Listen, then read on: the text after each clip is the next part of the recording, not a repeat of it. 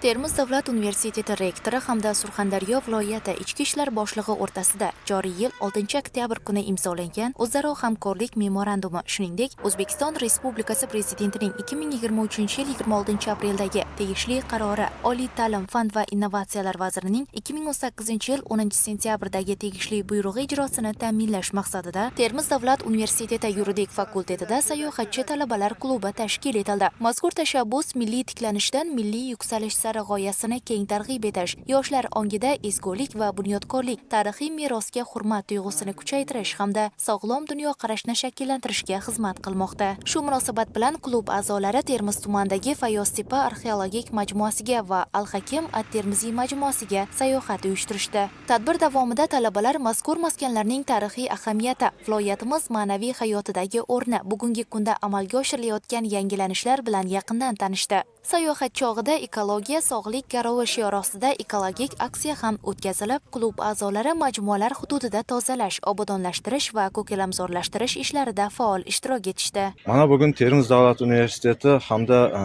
Surxondaryo viloyati ichki ishlar boshqarmasi hamkorligida tuzilgan qo'shma rejaga asosan, demak Termiz davlat universiteti yuridik fakulteti qoshida sayohatchi talabalar klubi tashkil etilgan. Shu klub ishtirokchilari tomonidan bugungi kunda Termiz shahrida joylashgan Al-Hakim at-Termiziy hamda Fayoztepa majmualarida sayohatlar uyushtirildi. Ushbu sayohatlarda talabalarimiz tomonidan demak ushbu madaniy meros obyektlarining kelib chiqishi, tarixi, o'ziga xos xususiyatlari va bugungi kundagi rivojlanishlarini kuzatdilar. O'ylaymanki, bu tadbirlarimiz yana davom etadi.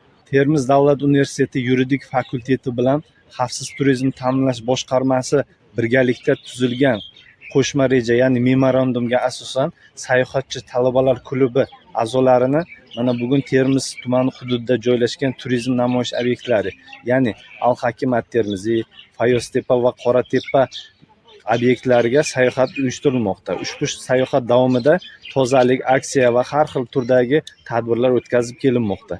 Bu kabi tadbirlarni o'tkazishdan ko'zlangan maqsad shu viloyatimizning turizm salohiyatini rivojlantirish, qolaversa tashrif buyuruvchi sayyohlar oqimini ko'paytirishga katta hissasini qo'shadi.